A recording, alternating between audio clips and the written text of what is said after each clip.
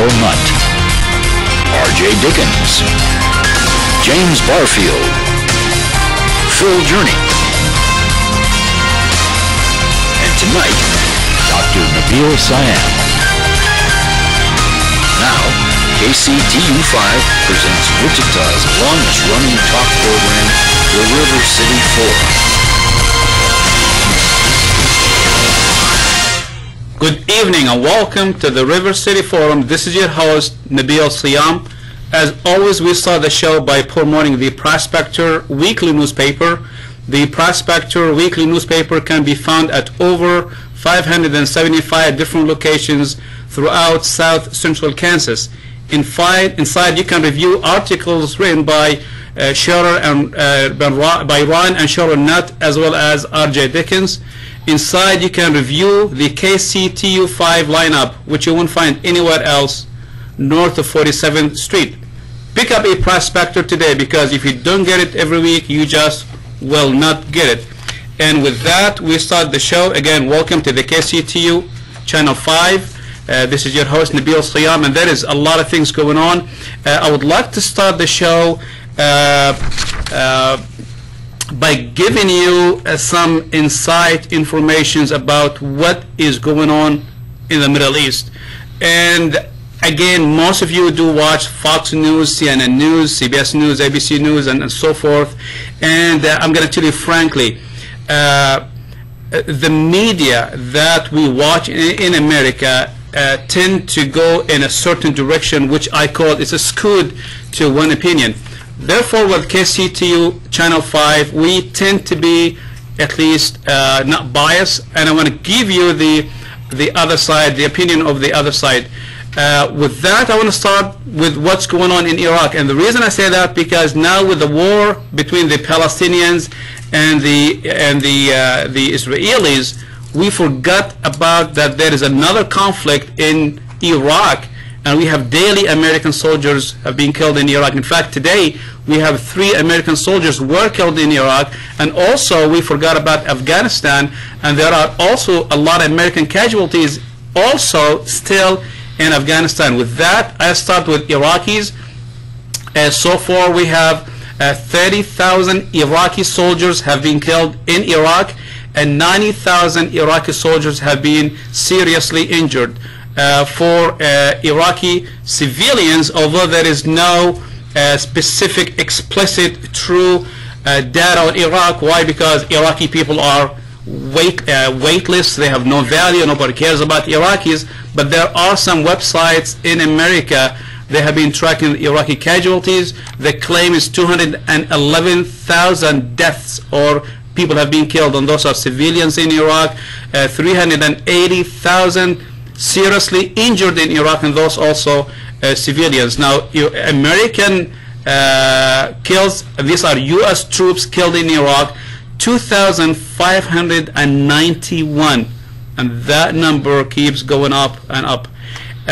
Injured, we have 39,050 U.S. troops seriously injured in Iraq. With that, also we have about 308 American soldiers were killed in Afghanistan.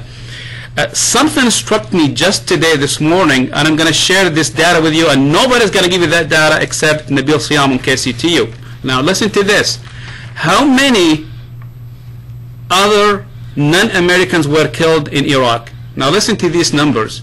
We have 2 from Australia, 13 Bulgarians, 4 from the Denmark, 4 from El Salvador, 2 from Estonia, 2 from Romania, 3 from Slovakia, 11 from Spain, from Hungary 1, Italy 32, Kazakhstan is 1, Latvia is 1, Netherlands 2, Poland 17, Thailand 2, Americans 2,591 plus today 3 is 2,594.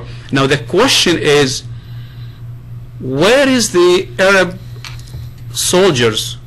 I see the Arabs who were killed in Iraq, 0, zip. This is an indication that the Arabs, the 22 Arab countries, include that Muslim countries up to 49, that includes Pakistan, Afghanistan, and so forth.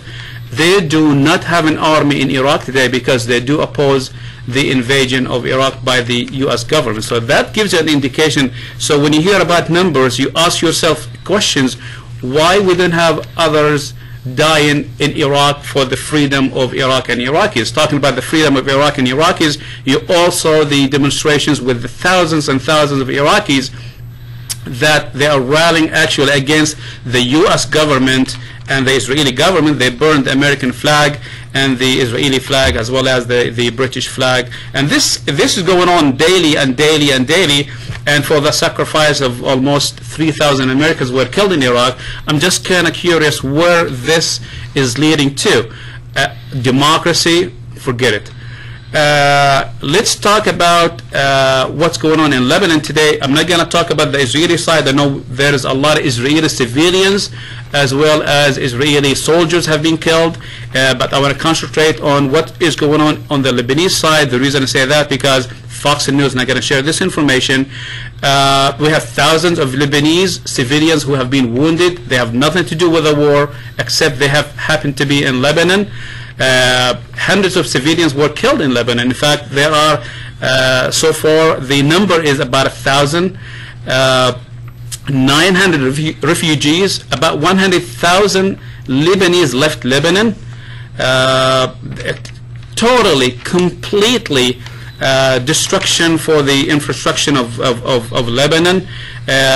Bridges, roads, and highways, and anything that is for people to use as a road to drive cars has been totally demolished by bombs. Mosques and also churches have been destroyed and demolished in Lebanon. Electric power stations and water stations for what people drink has been also destroyed in Lebanon. TV and radio stations where people cannot even hear the news, all that is done purposely because they want you and others to watch only CNN and Fox News. As of a result of that, by the way, I'm talking about the war in Lebanon between the Lebanese and the Israelis, Hezbollah and the Israelis. Listen to this reaction. The Egyptian factor, the Islamic factor of the Islamic Jihad in Lebanon, and now they are united. They have reunion with the Al Qaeda. So that as of a reaction to the war in Lebanon. As of a reaction to the war in Lebanon, now we have seen a lot of demonstrations, and this is throughout the entire earth from east to west, including in the United States of America. Also, we had demonstrations here in Wichita. And what is so fascinating about those demonstrations is we have seen a very consistent, precise, explicit news that's coming out that people rally with Hezbollah, and they are supportive of Hezbollah. They have Hezbollah's flag, so you see that in Palestine, you see that in Syria, in Jordan, you see that in Thailand, you see that in China, you see it all over the world now, that people rallying and carrying the flags of Hezbollah. One thing I would like to share with you, because again, Fox News is not going to give you this information. When people say Hezbollah, they think it's a fraction of a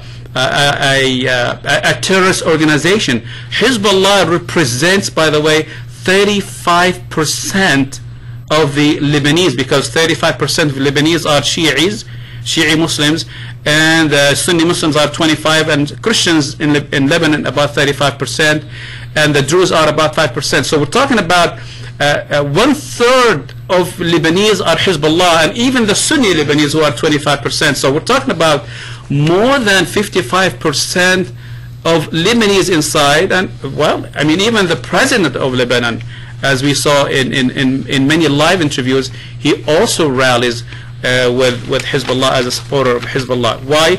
Because they believe, well, this is an army that is defending Lebanon.